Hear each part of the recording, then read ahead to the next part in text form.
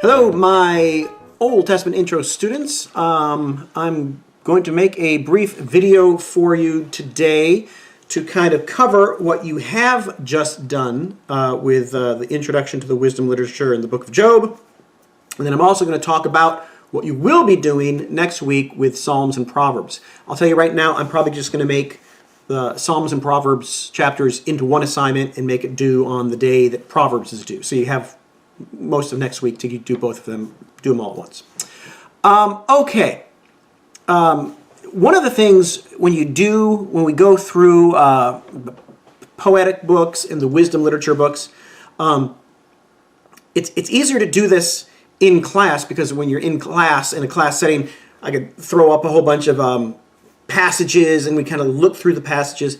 Because when you're dealing with poetry, especially, more so than narrative, you're going to, unless you actually sit down and read the stuff, reading a textbook description of what Job is arguing gets kind of boring. So I would encourage you to read through Job as a whole, if nothing else, the passages that I'm going to bring up right now, as well as with Psalms and Proverbs. Obviously, you got 150 Psalms. In this talk, I'm going to mention a few of them, and maybe you can look at them yourself, and that'll serve as kind of a jumping off point where you can kind of explore more on your own. But let's just jump into these chapters 20, 21, and then 22 and 23 in your textbook, which deals with the introduction to the poetic and wisdom literature, Job, Psalms, and Proverbs. Here is my take on those things that will make it much more interesting than the basic textbook, even though the textbook's good. All right. Chapter 20 is just a general overview of what is going on in wisdom literature, and it's poetry.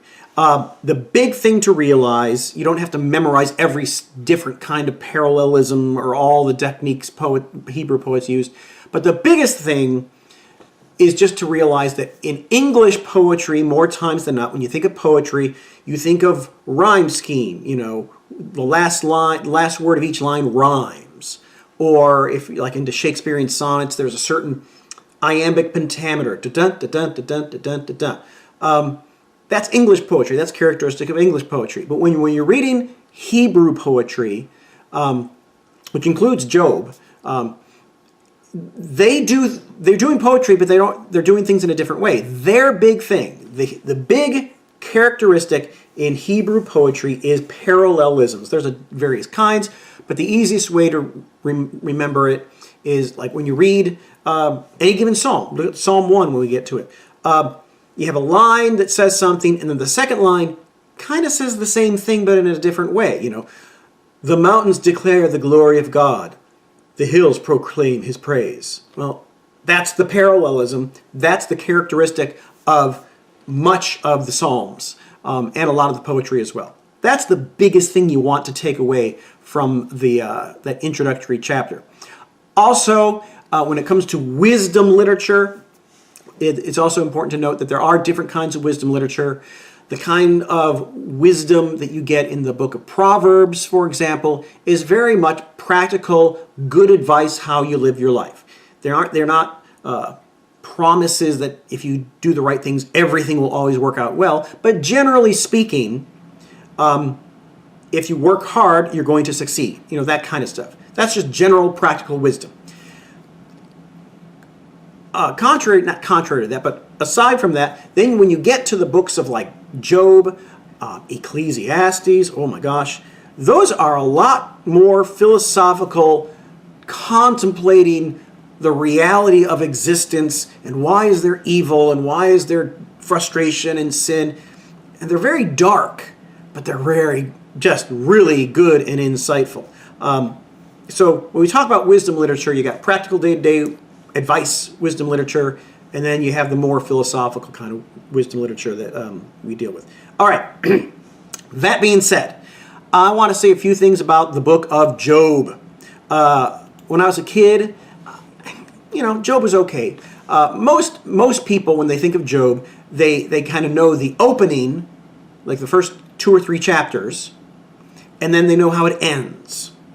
So most people's understanding of the book of Job is Job is a righteous man. God is bragging about Job to Satan, who's kind of like that prosecuting attorney kind of guy. And Satan basically says, Job's just praising you because you've blessed him. Let me hammer him a little bit, and then we'll see if he praises you still. And God says, okay, let's gamble. And he does. And Job loses his family, he loses his possessions, and he loses his health. And it is crappy for Job by the end of chapter 2. In chapter 3, he laments that his life, he just wants to die. And then 3 friends show up, and then people skip to the end, chapter 42, where, God gives Job everything back, and Job was right all along, the end. That's a really simplistic way to understand Job, even though that's the general bookends. If you take time to read Job as a whole, it's a lot more to it. The fundamental issue with the book of Job as a whole is, it might sound simplistic, but why do bad things happen to good, honorable, righteous people? That's the fundamental question that is going through Job. And it's just a reality. Now, the interesting thing when you read Job is that we, as the readers, know that the whole thing happens because God is, having a little gambling session with Satan, which is a little weird. But you have to realize when you're reading the dialogue between Job and his friends, they don't know that. They are in the position, like all of us are in a position when we go through crap in our life. Why is this happening to me? I don't deserve this. That really intense pain that you encounter in life. You want to know answers and you don't get them.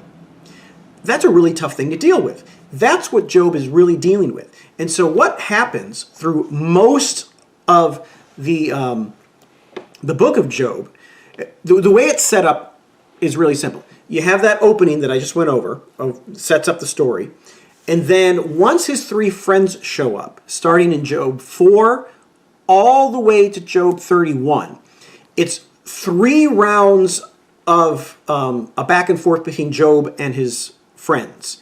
And when you read it, it just goes that way. The 3 rounds are Job 4 to 14, that's round 1. Job 15 to 21, that's round 2. Job 22 to 31, that's round 3. And each time, basically, each friend says something to Job, he replies. The next friend says something to Job, he replies. And it just goes back and forth. And it's this huge dialogue that literally goes on for, almost 40 chapters, like 37 chapters. And even though well, actually, that would be 27 chapters. On one hand, it seems a little redundant, but the poetry in the dialogue is so powerful that if you just sit back and read it, it is just, oh my gosh, everybody's felt that way at some point. But what you want to notice specifically about those 3 rounds of debate, in chapter 3, Job is just depressed because of all that's happened to him, and he doesn't know why. And he knows ultimately it goes back to God because God is supreme, right? He doesn't understand it. He doesn't understand why God is allowing this to happen, but he's not going to curse God. But still, he's going to kind of be upset about it, obviously. What happens then when his 3 friends show up? What they do is they feel like they need to defend God. Okay? And Job is insistent on his stance. And this creates a really big crisis. If I'm going to summarize the 3 rounds, it kind of goes like this. The 3 friends, one after the other, basically says, Job, this is horrible. We're sorry. We know God's just. And Job will say, well, yeah, I know he's just, but I know ultimately he's letting this happen. It's his fault. And the friends are like, whoa, you can't say it's God's fault. He's just. You're just a man. Don't talk smack to God. And Job says, hey, I know I'm just a man. I know I'm not perfect, but I didn't deserve this. God's letting it happen. And the more and more that escalates, the 3 friends eventually over time start saying stuff like, well, Job, we know that the innocent people don't suffer. God would never do this to innocent person. What did you do in secret? I didn't do anything in secret. Yes, you did. You're a sinner. And they start accusing Job of secret sin. And by the end of their interrogation, it ends up being an interrogation, they're just accusing him of being the worst person ever, and he deserves it. And Job is like, I didn't deserve this. And by the end of those 3 rounds, Job isn't just depressed like he was at the beginning. He is insanely angry at the 3 friends, and he gets angry at God. By the end of those 3 rounds, Job isn't just like depressed. He's basically saying, I want God to come down here, and he better tell me why this is happening. That's a little gutsy. All right? So what you notice, though, is these 3 friends, because they are trying to defend God in the reality of evil in the world, their ultimate conclusion is, the problem must be with you, Job. You're the problem. And this is what the book is getting at. The way I could explain it, a more modern example, personal story. When I was a kid, my mom suffered from daily migraine headaches, like every day for like 20, 25 years. And the church we went to when we were, one church we went to when I was a really little kid, it was kind of more of a charismatic church that believed that, you could just ask God and he'll do what you ask if you have faith. And so a group of people in the church were praying to God that he would take away my mom's migraines. She still got them. And at one point, she was talking with the pastor, who basically told her, the reason you still have migraines is either you don't have enough faith or you have a demon. Well, at that point, my parents were like, yeah, I think we're going to go to a different church. That's kind of silly.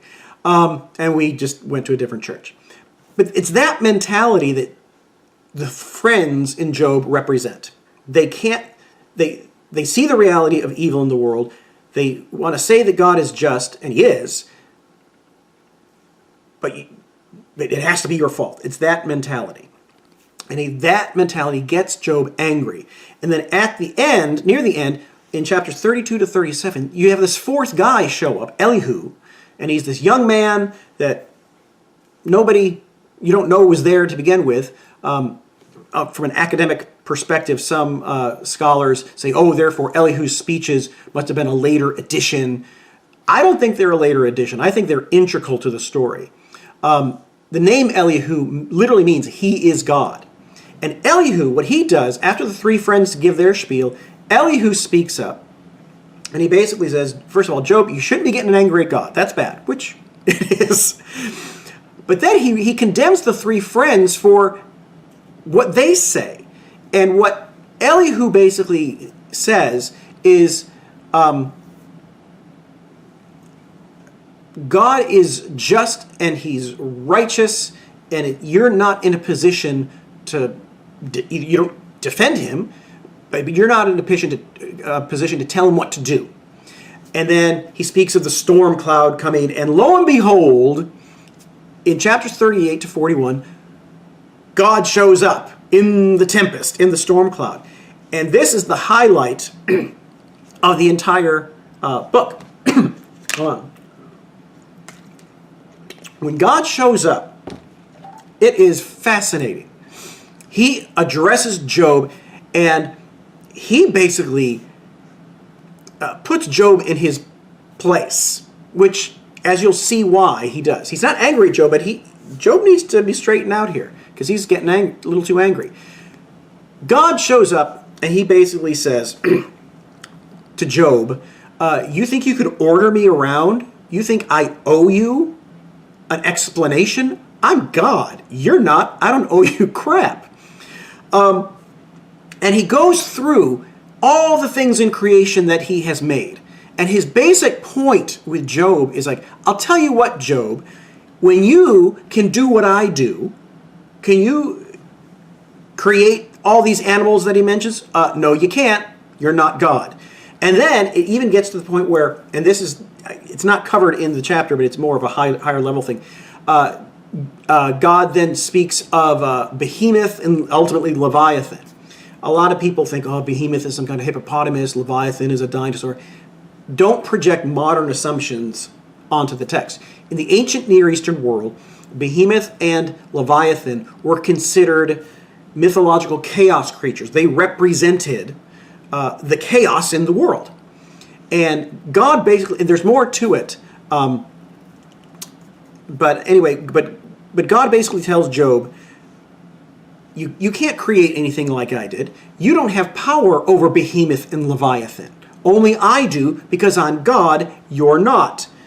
And I'll tell you what, Job, until you get to the point where you can take your fishing hook, go out to the sea, and reel in Leviathan, the sea serpent, like he's a marlin or something, until you can do that, I don't owe you an explanation, so shut up. And Job, after all that, Job basically says, yep, you're right. Sorry, I didn't know what I was talking about. But God really let Job have it. And the point is, and this is really the point of the whole book, is why do bad things happen to good people? God doesn't always tell us, and we're in no position to demand an answer. And we just have to deal with it. It's a really harsh lesson, but it's really true. In the end, after God puts Job in his place, we're then told that God does restore Job, all that stuff, and Job ends up being okay. But after that, after he restores Job, God then turns to the three friends, and he basically says, you guys are in trouble. Job, you better pray for these guys because they did not defend me well.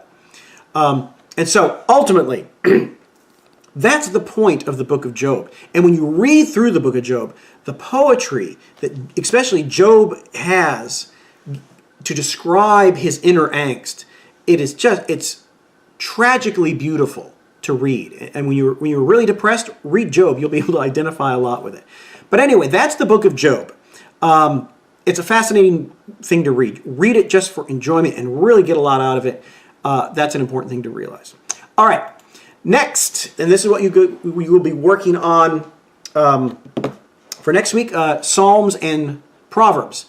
Obviously, we can't go through 150 Psalms. I'm just going to take you through maybe one or two. The background stuff of Psalms, even though we have one book of Psalms, when you look at it closely in your Bibles, there's actually 5 books of Psalms. Psalm 1 to 41 is considered book 1. 73 to 89 is book 2. 90 to 106 is book 3. No, I got that wrong. 1 to 41 is 1. 42 to 72 is 2. 73 to 89 is book 3. 90 to 106 is book 4. And then 107 to 150 is book 5. So it's 5 books of poetry. Because it's poetry, there's parallelisms. There's a whole bunch of different kinds of psalms. Some of them are praise psalms. Some of them are laments. Some of them are we could call history psalms, where they kind of recount the history of Israel. There's a whole bunch of different kinds. So whenever you read any given psalm, you got to understand what kind it is so you can interpret it correctly. That's the general things you need to know. Now, as far as specific psalms go, I want to take you through, well, let me say a couple things. When I was a kid, I really didn't get into the psalms. It was just, they seemed so repetitive and they all sounded alike. And in English, they tend to sound alike. Unfortunately, if you don't know Hebrew, you can still enjoy them in English. When you really get into them, they're good. But if you don't, there's just so much more that you see in Hebrew, which is cool if you know Hebrew. Okay, sorry, I'm looking around for some stuff for you. Anyway, here. All right. Concerning the Psalms themselves, I want to look at what the heck is going on here. Where's my translations? Hold on. Here they are. Hit the wrong button. I should put on some Jeopardy music as I find these out. The best way to understand the Psalms and to appreciate the Psalms is to just kind of look at a couple specifically. I'll take you through one or two, say a couple things, and then we'll be done. Let's just look at Psalm 1. So if you have a Bible, you could look and read it along. I'm going to read my translation. But you're going to see parallelisms, and you're going to see just a lot of structural things going on. Psalm 1 really acts as kind of a introduction to the entire book of Psalms. It starts off, "Blessed is the man who does not walk in the counsel of the wicked, who does not stand in the path of sinners, who does not sit in the seat of scoffers. Right there, that's like a triple parallelism to describe the man who is blessed. The man who is blessed doesn't do those things. Okay? And the positive thing in verse 2 is his delight is in the law of the Lord. Incidentally, when you read in the Old Testament, especially in the Proverbs, in anything, in the Psalms, a word has to be said about the name of the Lord. I think, did I mention this at the beginning of the semester? I don't remember. When you read it in Hebrew, that word that's translated as capital L-O-R-D, all capitals, in Hebrew, that's the name of the God of Israel. Some scholars say Yahweh or Jehovah. Now, Jews don't say that name because they revere it so much that whenever they see that name in the Hebrew text, they just say either Adonai or in English they say the Lord. But it's important to know when you do read in your Bibles, whenever you see capital L-O-R-D, in Hebrew, that's God's name. Okay? Also, the law, most of the time, it's a reference to the Torah. Okay? So the law, the Torah of Jehovah, or if you want to say it that way. So the blessed man doesn't do those bad things. His delight is in the Torah. That's the gift that God gave his people. Okay? And most translations says, and in his law he meditates day and night. Now, if you're like me, when you think of meditate, you kind of think of some almost kind of like Buddhist meditation, like Om kind of thing.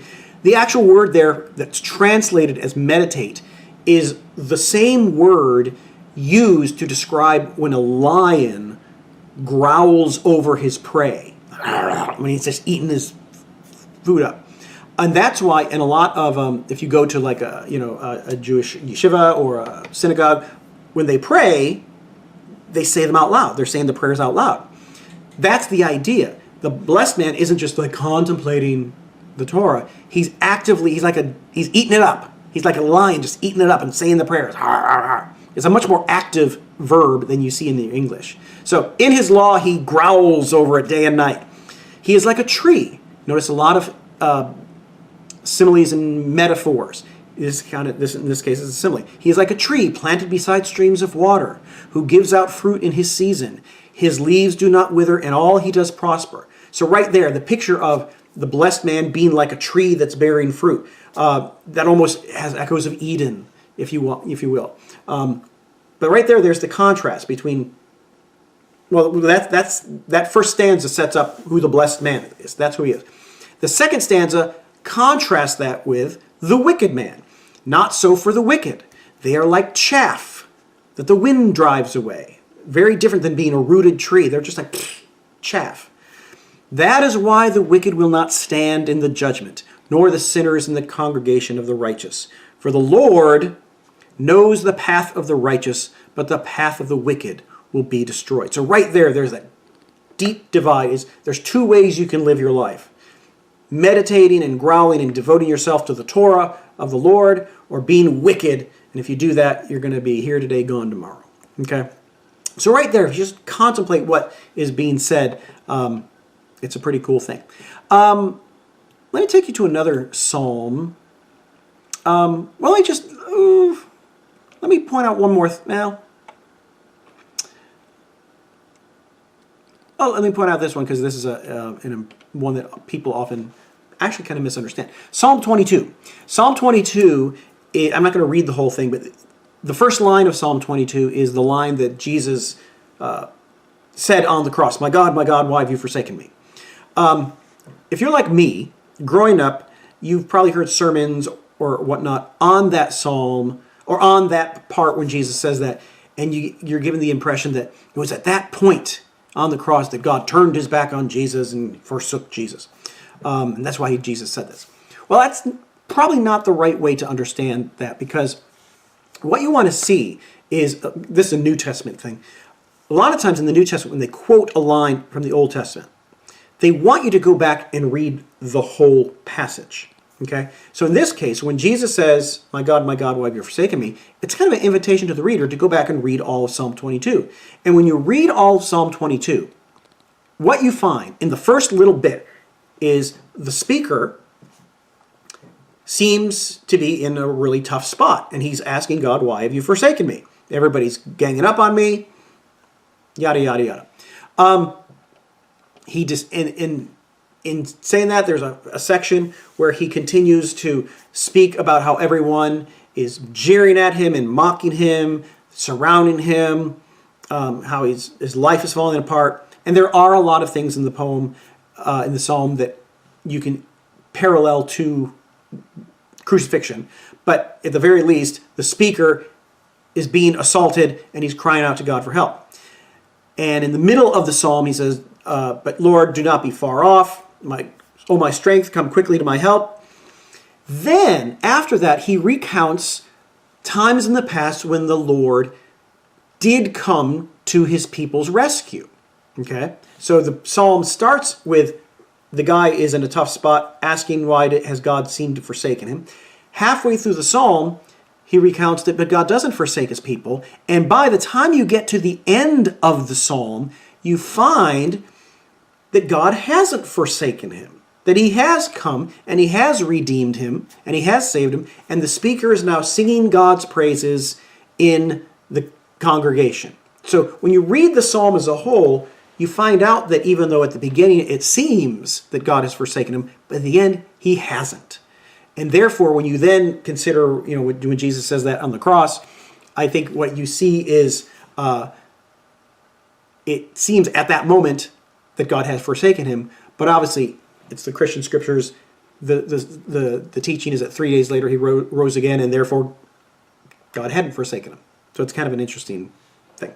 All right. Well, anyway, that's a little bit of the Psalms.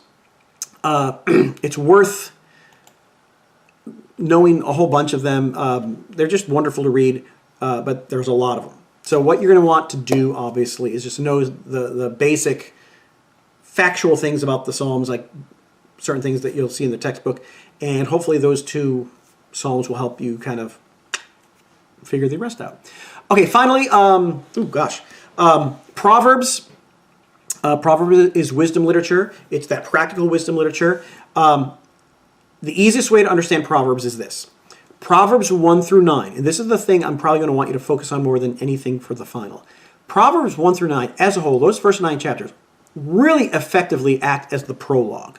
It's a long prologue. It sets up everything. After that, starting in chapter 10 all the way to chapter 31, and if you look in your Bibles, at the beginning of certain chapters, you'll see a little subtitle.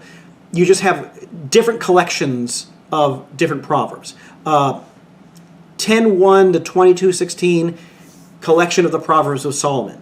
22:17 to 24:34 is a collection of just anonymous Proverbs. Chapters 25 to 29, we're told, are Hezekiah's collections of Proverbs of Solomon. Chapter 30 is a short collection of sayings by a man named Agur. Chapter 31, 1 through 9, is a short collection of sayings by King Lemuel, whoever he is. And at the very end of chapter 31, 10 to 31, there's a short poem concerning the virtues of a godly wife. And I'm going to focus on the beginning and the end. Long story short, when you look at Proverbs 1 through 9, it's set up as a father speaking to his son, imploring him to go in the way of wisdom and not the way of foolishness. Those are the two ways you can go. And these two ways of wisdom or folly are personified with two women. And the father wants the son to pursue Lady Wisdom. Pursue Lady Wisdom. Give all you have to pursue Lady Wisdom, and she will be a blessing and glory to you. Good times. Avoid the adulteress, the prostitute lady. She represents the way of foolishness and folly. And when you read 1 through 9, these women pop up time and time again. And the father is warning the kid about the adulteress, imploring him to pursue Lady Wisdom. And the personification of how they're described really sets out the fundamental teaching of the book of Proverbs is you should lead a life that pursues wisdom and not foolishness and folly. You pursue the adulteress, you might get some thrills, it might be exciting for a while, but the house of the adulteress leads down to Sheol. that kind of thing. And in real life, when you think about it, it's really true. If you choose the way of foolishness in your life, a lot of time it comes back to bite you. By contrast, if you pursue wisdom, pursue Lady Wisdom, she will honor you and she will make your life wonderful. That really sets it up. And then after that, then when you read all the Proverbs, you can kind of see it's against that backdrop. Obviously, I'm not going to go through specific Proverbs. They're wonderful to read. Some you'll like more than others, but that it is.